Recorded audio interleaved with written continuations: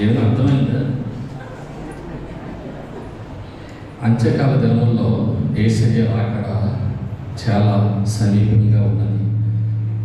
మరి సంవత్సరం అనే దయ కిరీటాలు అందిస్తున్నప్పటికీ ఆయన రాకడ మనం ఇంకా బలపడడానికి, మనము ఇంకా దేవుడిలో మరి ఎక్కువగా సేవ చేసే కుటుంబీకులుగా ఉండాలి అని ఈ యొక్క చిన్న పాట యొక్క అర్థం. మన మధ్యలో ఇమ్మానుయేలు కొన్ని మాటలు పంచుకుంటాడు. దేవుడు మనకి ఇచ్చిన ప్రేరేపణ, ఆయన జీవితంలో తల్లిదండ్రుల మూలంగా కలిగిన దీవెనలు మన మధ్యలో పంచుకుంటాం.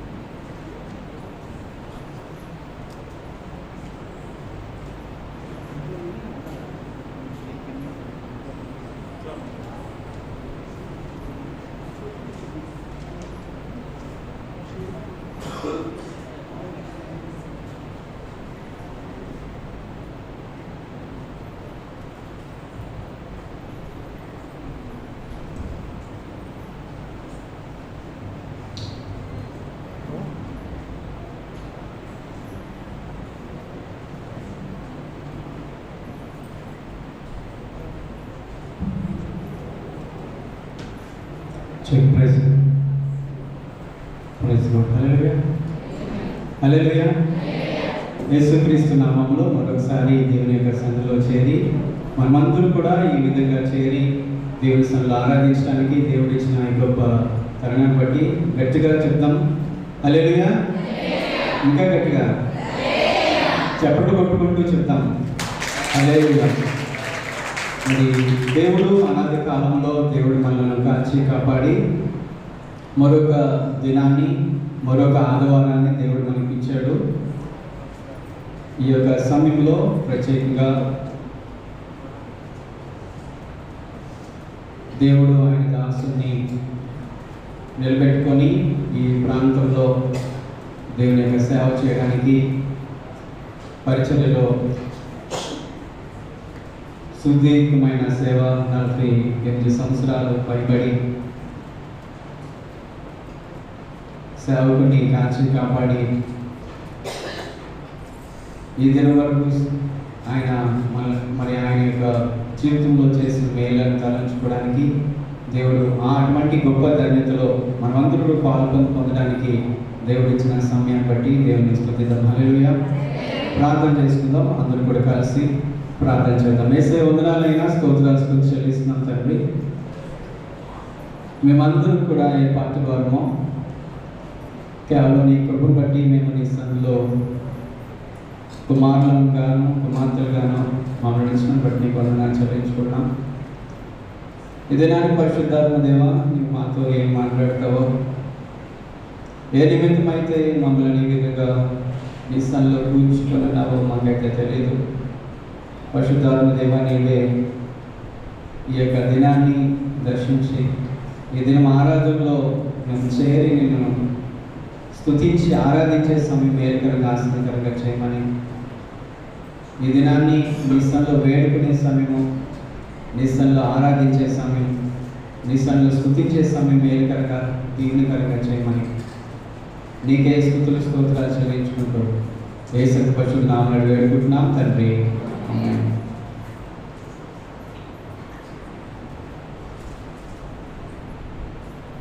పరిశుద్ధమైన బైబిల్ గ్రంథంలో నుంచి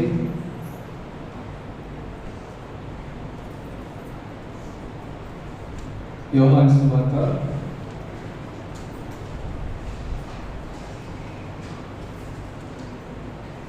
1వ అధ్యాయము 1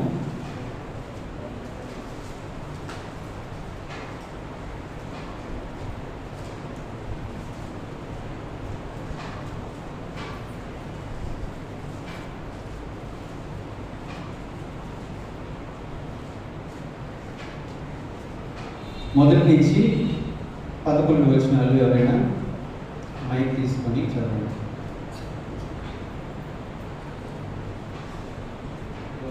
యోహాను సువార్త మొదటి అధ్యాయము మొదటి నుంచి 11 వరకు, 12 వరకు కూడా.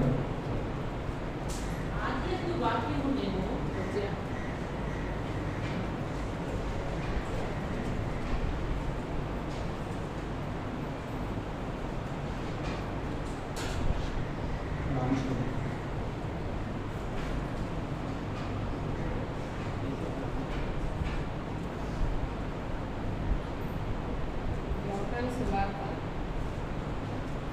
మొదటి నుంచి 12 వచనాలు. ఆది యందు వాక్యము ఉండెను, వాక్యము దేవుడి యొద్ద ఉండెను, వాక్యము దేవుడై ఉండెను. ఆయన ఆది యందు దేవుడి యొద్ద ఉండెను. సమస్తము ఆయన మూలముగా కలిగి ఉన్నది ఏదియు ఆయన లేకుండా కలుగలేదు. ఆయనలో జీవము ఉండెను, ఆ జీవము మనుషులకు వెలుగై ఉండెను. ఆ వెలుగు చీకటిలో ప్రకాశించుచు ఉన్నది, కానీ చీకటి దాన్ని గ్రహింపకుండెను. దేవుని యొద్ద నుండి పంపబడిన ఒక మనుషుడు ఉండెను, అతని పేరు యోహాను. అతని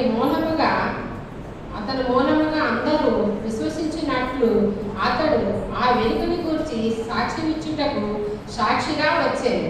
అతడు ఆ వెలుగై ఉండ లేదు, కానీ ఆ వెలుగుని గూర్చి సాక్ష్యమిచ్చుటకు అతడు వచ్చాడు. నిజమైన వెలుగు ఉండెను, అది లోకంలోనికి వచ్చుచు ప్రతి మనుషుని వెలిగించుచు ఉన్నది. ఆయన లోకములో ఉండెను, లోకం ఆయన మూలముగా కలిగెను, కానీ లోకం ఆయనను తెలుసుకొనలేదు. ఆయన తన స్వకీయుల యొద్దకు వచ్చాను, ఆయన స్వకీయుల ఆయనను అంగీకరింపలేదు. తన్ను ఎందరు అంగీకరించిరో వారందరికీ, అనగా తన నామమునందు విశ్వాసముంచిన వారికి దేవుని పిల్లల అగుటకు ఆయన అధికారం అనుగ్రహించెను.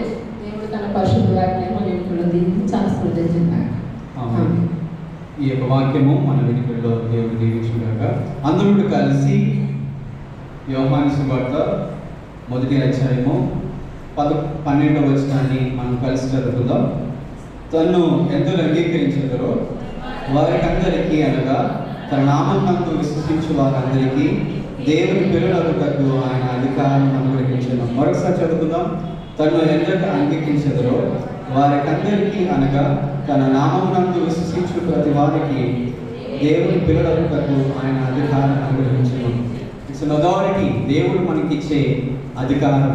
ఇది నాని ఏ అధికారంతో మనము నిలబడుతున్నాం? ఏ అధికారంతో?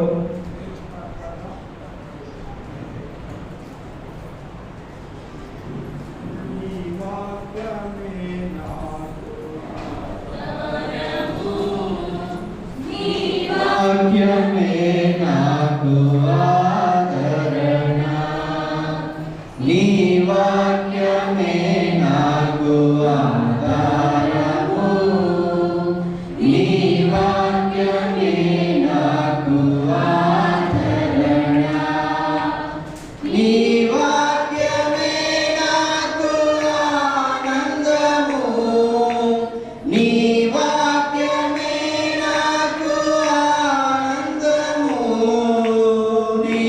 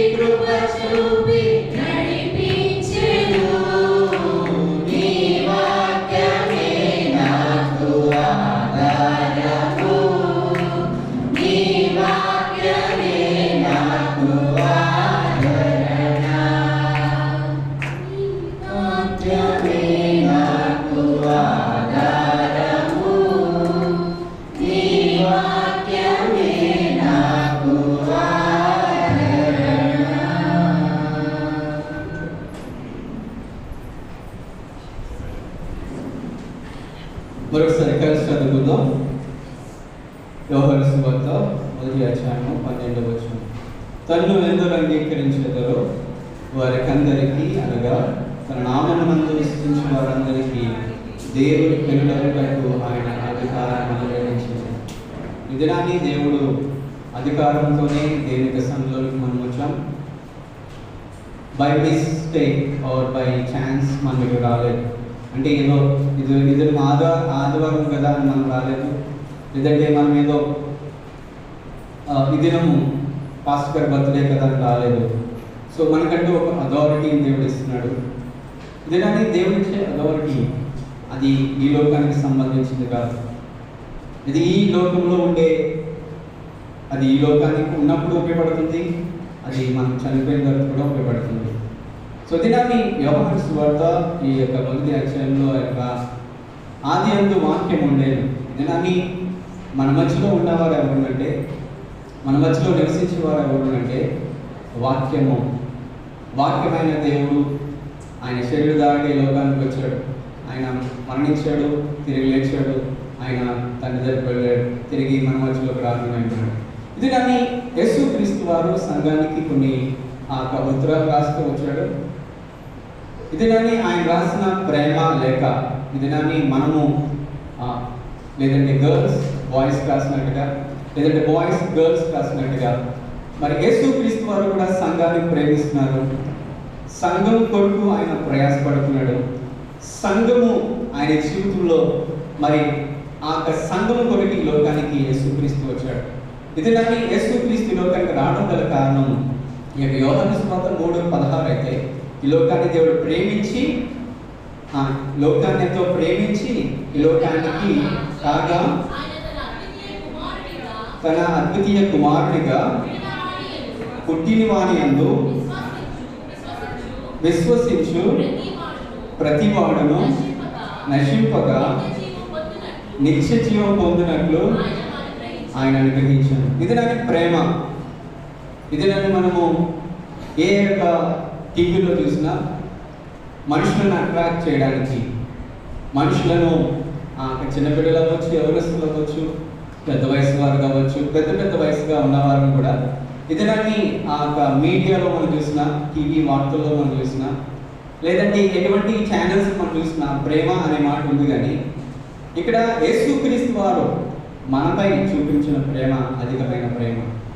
అది ఎంతగా ఆ ప్రేమ ఉంది అంటే, దేవుడు ఆయన తండ్రి దగ్గరికి వెళ్ళిన తర్వాత కూడా ఆయన మరి పౌలు భక్తుడైతే ఈ యొక్క రోమిలకు రాసిన పత్రిక నుంచి మొదలుకొని అన్ని కొరింథీయులకు మొదటి పత్రిక, రెండవ పత్రిక, అదే కొలెషన్స్ ఇవన్నీ 18 ఆ లేఖలు రాస్తూ వచ్చాడు సంఘానికి పౌలు భక్తుడు. అయితే యేసుక్రీస్తు వారు కూడా ఆయన తండ్రికి వెళ్ళిన తర్వాత కూడా కొన్ని లేఖలు రాస్తూ వచ్చాడు.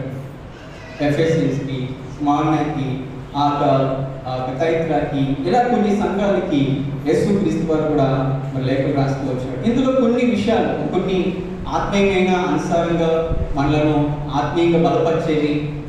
ఈ విధంగా మనకు దేవుని సంఘంలో కూడుకున్న మనలను మరి మన యొక్క జీవితాల్లో మరి కొన్ని ఆత్మీయమైన సత్యాలు నేర్చుకుని ఈ దినం ఆరాధనలోకి వెళ్ళడానికి దేవుడు కొన్ని విషయాలు మనము జ్ఞానం చేసుకుని ముందుకు వెళ్దాం. ఇదిలోని ఆ ప్రకటన గ్రంథంలో 2వ అధ్యాయంలో దేవుడు మనతో మాట్లాడే మాటలను ఒకసారి విందాం. మరి మరి మొదటి 2వ అధ్యాయము మొదటి వచనంలో మనం చూద్దాం. ఎఫెసీలో ఉన్న సంఘపు దూతకు ఇలాగ వ్రాయము. అంటే ఎవరికి రాయాలి? To whom that rights. మనము ఒక లెటర్ రాసినప్పుడు కూడా ఏం చేస్తాము? టు అని రాస్తామా లేదా? ఫ్రమ్ అని రాస్తామా లేదా? ఎక్కడికి వెళ్ళాలి? ఒకవేళ టు అడ్రస్ సరిగ్గా రాకపోతే ఎక్కడికి వెళ్తుంది? తిరిగి మళ్ళీ మన దగ్గరికి రావచ్చు. అంటే ఇక్కడ యేసుక్రీస్తు వారు కూడా ఎవరికి రాస్తున్నాడో, ఎవరికి రాయాలనుకుంటున్నాడో కూడా ఆయన స్పష్టంగా చెప్పిన వాడు ఉన్నాడు. ఇది నాకు నీతో మాట్లాడుతుంటే ఆయన నీతోనే మాట్లాడడానికి ఈరోజు దేవుని యొక్క వాక్యం వినపడుతుంది. ఇక్కడ ఎఫెసీలో ఉన్న సంఘపు దూతకు ఇలాగూ రాయము. It's return statement. చాలా మంది మాట చెప్తూ ఉంటారు కదండి, కొన్ని మాటలు చెప్తారు, ఆ తర్వాత అదే స్థితిలో వాళ్ళ మాట మార్చే సందర్భాలు ఉంటాయి. అందుకని రిటన్ స్టేట్మెంట్ అనేది చాలా it's valuable. It's having an authority. అది చాలా విలువైనది. ఒకవేళ నేను ఒక 10,000 పలానా వ్యక్తి నేను తీసుకున్నాను రిటర్న్ స్టేట్మెంట్ తీసుకున్నావునంటే రాస్తావునంటే అది చాలా వాల్యుబుల్.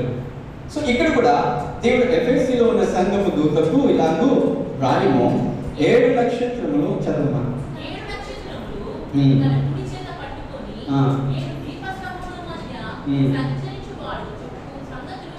ఇది దాన్ని యేసుక్రీస్తు వారిని ఏమని మాట్లాడుతున్నారు అంటే ఎవరు రాస్తున్నారు అంటే ఆయన యొక్క స్థితి, ఆయన యొక్క పొజిషన్, ఆయన యొక్క అథారిటీ, ఆయన యొక్క లెవెల్ ఏంటంటే 7 నక్షత్రములు తన కుడి చేత పట్టుకొని 7 దీపస్తంభముల మధ్య సంచరించువాడు చెప్పు సంగతులు. ఇది నన్ను యేసుక్రీస్తు వారు ఏమై ఉన్నారు అంటే 7 నక్షత్రములు. ఒక నక్షత్రాన్ని దాని యొక్క వెల, దాని యొక్క కొలత మనం చూసినట్లయితే దాన్ని యొక్క భూమిలో మనం పెట్టినట్లయితే భూమి చాలా చాలదు. ఇది నన్ను యేసుక్రీస్తు వారు ఏమంటారంటే ఆయన ఏమై ఉన్నాడంటే 7 నక్షత్రములు కుడి చేత పట్టుకొని 7 దీపస్తంభముల మధ్య సంచరించు ఆయన వాడు చెప్తున్న సంగతులు. ఇది నన్ను యేసుక్రీస్తు వారు అంటే ఆయన ఒక దేవుడిగా నువ్వు ఆరాధిస్తున్నావా, లేదంటే ఆయన ఒక ఇట్స్ లైక్ ఎ ఫ్రెండ్ ఆయన ఆరాధిస్తున్నావా, లేదంటే ఆయన ఒక గొప్ప అన్ని దేవుడి కంటే ఒక దేవుడు యేసుక్రీస్తు గారిని ఆరాధిస్తున్నావా? ఇది దాన్ని యేసుక్రీస్తు వాడు ఎవరు అంటే 7 నక్షత్రాలు కుడి చేత పట్టుకున్నవాడు ఆయన. 7 తర్వాత 7 దీపస్తంభం మధ్య సంచరించేవాడు రాస్తున్న సంగతి ఇది. నీ క్రియలు, నీ కష్టము, నీ సహనం. ఇది దాన్ని 3 విషయాలు ఇది దాన్ని సంఘంతో మాట్లాడుతున్నాడు. ఈ 3 విషయాలే నీతో కూడా మాట్లాడుతున్నాడు. నీ క్రియలు, నీ యొక్క క్రియలు అంటే నువ్వు చేసే పనులు. ఇది దాన్ని దేవుడు మనం చూడట్లేదు, మనను ఆయన అంటే దేవుడు మనం కేర్ చేయట్లేదు అనుకుంటున్నామేమో. నీ ప్రతి క్రియలు కూడా చూచేవాడుగా ఉన్నాడు. తర్వాత నీ కష్టాన్ని కూడా దేవుడు చూస్తున్నాడు. నీ కష్టం అంటే దేవుని యొక్క సన్నిధిలో నువ్వు ఎలా కష్టపడుతున్నావో, లేదంటే నీ యొక్క జీవితంలో నువ్వు ఎలా కష్టపడుతున్నావో దేవుడు చూసిన వాడుగా ఉన్నాడనే విషయం ఇక్కడ చెప్పబడుతుంది. 3వది మనం చూసినట్లయితే నీ సహనము. ఇది నన్ను సహనము అనే మాటకి స్మూర్ణ సంఘానికి కూడా మనం వెళ్దాము. అక్కడ నమ్మకంతో ఉన్నట్లయితే అదే 2వ అధ్యాయము మేబీ 10 ఐ థింక్ మరణం వరకు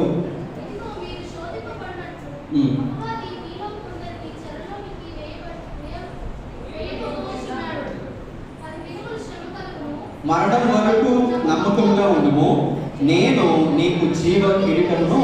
ఇది దాన్ని మనము నమ్మకం ఎంతవరకు ఉండాలి?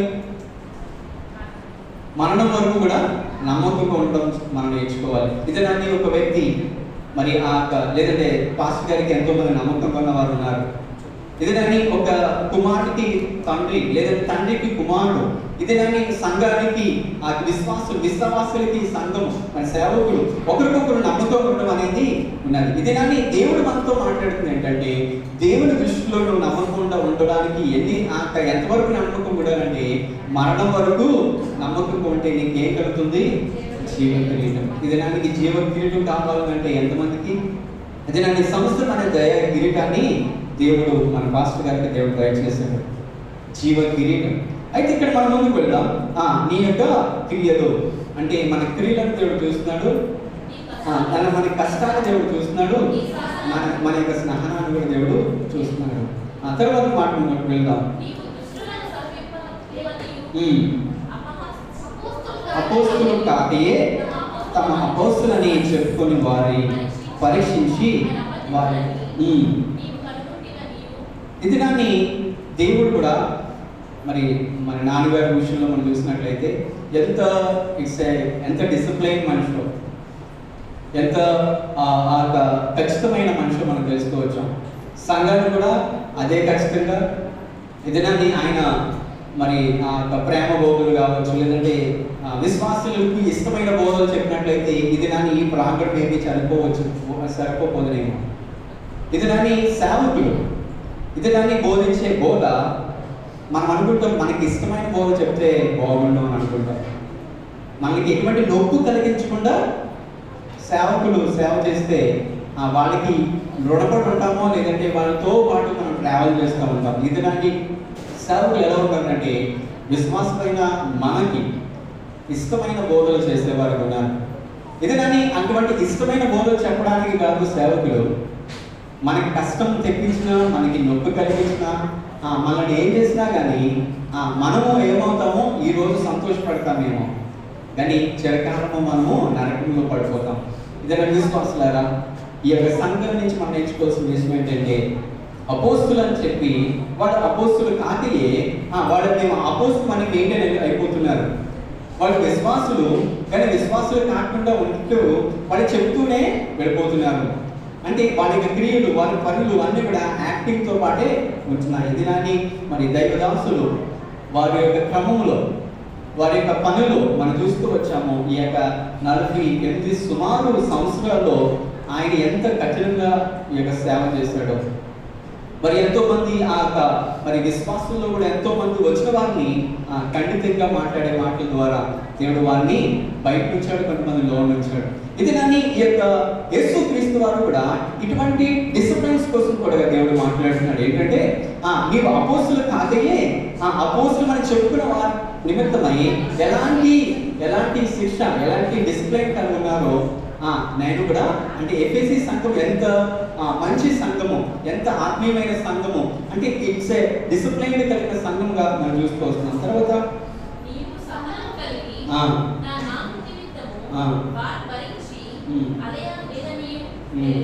ఇది దాన్ని భరించడం. మరి సేవకులు కూడా ఎంతో భరించారు. సేవకుడు మనల్ని భరిస్తాడు. మన యొక్క జన్మదినం మొదలుకొని మన ప్రతి కార్యక్రమాల్లో కూడా ఉంటారు ఆయన. చివరి మరణం వరకు కూడా ఆయన మనతో పాటు ఉంటాడు. అటువంటి దైవదాసులను దేవుడు ఈ యొక్క ఎఫెసీ సంఘాన్ని నుంచి దేవుడు మనతో మాట్లాడుతున్న మాటలు ఏంటంటే, వారి కష్టము, వారి యొక్క నష్టము, వారి యొక్క క్రియలు ఇక్కడ దేవుడు చూస్తాడనే విషయాన్ని మనం చూస్తూ వస్తున్నాం. ఇంకా ముందు వెళ్దాం. అయినను ఇది దాన్ని మొదట నీకున్న ప్రేమను నీ వదిలితివని నేను నీ మీద ఒక తప్పు మోపించవలసినది. ఇది దాన్ని సేవకుడిని మనం ఎలా ప్రేమిస్తున్నాం, సేవని మనం ఎలా ప్రేమిస్తున్నాం. ఇది దాన్ని మొదట వచ్చినప్పుడు ఎంతో మంచిగా, ఎంతో మనము మన యొక్క నమ్మకాన్ని ఆయనకి కనపరచుకోవడం కొరకు, లేదంటే సేవకుని గురించి దినాన్ని ఈ యొక్క COVID-19 మనకి సోకిన తర్వాత ఈ యొక్క సిచ్యువేషన్ వాట్ వి ఫేస్ 2021లో ఎంతో మంది సేవకులు మనం కోల్పోతూ వచ్చాం. మరి మా చిన్నాన్న గారిని, మా చిన్నమ్మ గారిని కూడా మేము కోల్పోతూ వచ్చాం. ఇది దాన్ని సేవకులు అని అంటే మన దృష్టిలో ఏమని ఆలోచిస్తున్నాం, సేవ అంటే మనం ఏ విధంగా ఆలోచిస్తున్నాం. మన కొరకు ప్రార్థించేవారా, లేదంటే మనతో పాటు వచ్చేవారా, లేదంటే మన కష్టంలో ఉన్నవారా, లేదంటే మన సంతోషంలో ఉండేవారా, అన్నింటికీ మనం పిలుస్తాం. కానీ బాధ్యత కలిగిన సేవకుల గురించి మనం ప్రార్థన చేస్తున్నామా? ఇదిని ఎంతో మంది సేవకుల్ని కోల్పోతున్నప్పుడు నాకు ఒకటే అనిపించింది, ఏంటి మనం మన సొంతం కొరకు ప్రార్థన చేస్తున్నాం కానీ సేవకుల కొరకు మనం ప్రార్థన చేయట్లేదేమో. ఇదిని అటువంటి భారభరితమైన సేవకులందరూ కూడా వెళ్ళిపోతూ ఉంటుంటే విశ్వాసంగా మన యొక్క పరీక్ష, మన యొక్క ప్రశ్న ఏంటి? ఇతని ప్రేమ, సంఘాన్ని మనం ఎంతగా ప్రేమిస్తున్నాం. ఇతని ఈ సంఘానికి దేవుడు ప్రతి ఒక్కరికి కూడా చెప్తున్నది ఏంటంటే, నీ యొక్క మొదటి ప్రేమను నువ్వు ఏం చేస్తున్నావు? చదువుదాం. నీవు తర్వాత అదే భాగాన్ని మనం చదువుతున్నాం. నీకున్న ఆయనను మొదట నీకుండిన ప్రేమను నీ మొదటికి ఇది నాని తప్పు ఒకటి మోపుతున్నాడు. ఇది నాని సేవకుని మనం ప్రేమించాలి, సంఘాన్ని మనం ప్రేమించాలి. యేసుక్రీస్తు వారు ఏ విధంగా సంఘాన్ని ప్రేమించాడో మనము ప్రతి వివాహంలో కూడా మనం చదువుతూ వస్తాము. ఏంటంటే సంఘము ఏ విధంగా ఉంది? పెళ్లి కుమార్తెగా ఉంది. క్రీస్తు ఏ విధంగా ఉన్నాడు? పెళ్లి కుమారుడిగా ఉన్నాడు. సంఘము క్రీస్తు, సంఘము మరి క్రీస్తును ఏ విధంగా హత్తుకొని జీవించాలో మనం చెప్పబడుతుంది. ఇదే దాన్ని ప్రేమ, మొదటి ప్రేమ. ఇదే దాన్ని ఫస్ట్ లవ్ అనే కాన్సెప్ట్ మనం చూసుకున్నట్లయితే ఇక్కడ ఇంగ్లీష్లో ఏమని రాస్తుందంటే we have left your first love అని ఉంది. ఫస్ట్ లవ్ అంటే లవ్లో 1, 2, 3, 4, 5 ఉంటాయా? వివాహాల్లో ఉన్న ఫస్ట్ లవ్ ఇది ఈరోజు 10 సంవత్సరాలు అయిపోయింది, గొడవలు వస్తున్నాయి. ఇంకొక 20 సంవత్సరాలు అయిపోయింది, ఇంకా గొడవలు పెరిగిపోతున్నాయి. కాదు, ద ఫస్ట్ లవ్ అనేది ఎటు వరకు ఉండాలంటే ద ఎండ్ పాయింట్ వరకు ఉండాలి. వివాహ జీవితాల్లో ఈరోజు ఒక 2 రోజులు, ఒక 3 రోజులు, ఇది దాన్ని కొన్ని సంవత్సరాలు అయిపోయింది.